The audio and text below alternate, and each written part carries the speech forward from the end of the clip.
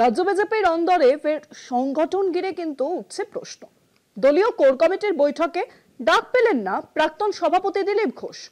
4 মাস কেটে গেছে, শ্রমিক ভট্টাচার্য রাজ্য সভাপতির দায়িত্ব পেয়েছেন। এখনো কিন্তু ঘোষণা হয়নি নতুন রাজ্য কমিটি বা পদাধিকারীদের নাম। সামনে বিধানসভা নির্বাচন, আর কর্মীদের এখানেই প্রশ্ন, নেতৃত্বের মুখই যদি স্পষ্ট না হয় তাহলে কিভাবে লড়াই চলবে? বুধবার সন্ধ্যায় কলকাতায় বিজেপির কোর কমিটির বৈঠকে উপস্থিত ছিলেন কেন্দ্রীয় নেতৃত্ব ভূপেন্দ্র যাদব, সঙ্গে রাজ্য সভাপতি শ্রমিক ভট্টাচার্য এবং অন্যান্য শীর্ষ নেতারা। আলোচনায় ছিল সংগঠনের রণকৌশল, আসন্ন বিধানসভা নির্বাচনের প্রস্তুতি। বৈঠকে ছিলেন না দিলীপ ঘোষ। দলের প্রাক্তন সভাপতি, সাংসদ ও বিধায়ক দিলীপ ঘোষকে কেন এড়ানো হলো?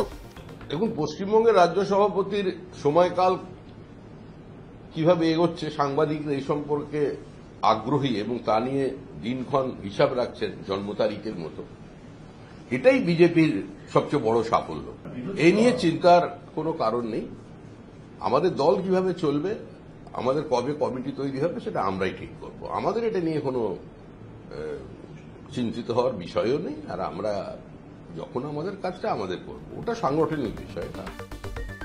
দায়িত্ব নেওয়ার পর শ্রমিক ভট্টাচার্য দিলীপ ঘোষের সঙ্গে একাধিকবার বৈঠক করলেও সাম্প্রতিক সময়ে তাঁকে গুরুত্বপূর্ণ সিদ্ধান্ত গ্রহণ বা আলোচনায় দেখা যায়নি। রাজনীতির অন্দরমহলে তাই প্রশ্ন উঠছে, দলের ভেতরে কি ক্রমশ কোণঠাসা হচ্ছেন দিলীপ ঘোষ? বিজেপি নেতৃত্ব প্রকাশ্যে বিতর্ক এড়াতে চাইলেও রাজ্য সংগঠনের ভিতরে অস্পষ্টতা ও অস্বস্তি বাড়ছে। কর্মীদের মধ্যে জল্পনা, নতুন কমিটি কবে ঘোষণা হবে, আর নেতৃত্বের এই নীরবতা কি নির্বাচনের আগে দলের ঐক্যে ফাটল ধরাবে? এটা কমিটি বসবে, কোন কমিটি আপনাকে বলতে পারছি না। আমাদের কাজ হচ্ছে বসে আলোচনা করা। সংগঠিত রাজনৈতিক দল যেভাবে বসে তার নির্দিষ্ট গঠনতন্ত্র মেনে সেটা চলবে। রাজ্য বিজেপিতে এখন অঘোষিত ঠান্ডা লড়াই। একদিকে নতুন নেতৃত্বের পরীক্ষার সময়, অন্যদিকে পুরনোদের অবজ্ঞার অভিযোগ। দিলীপ ঘোষকে বৈঠকে না ডাকা সেই দ্বন্দ্বেরই নতুন অধ্যায়।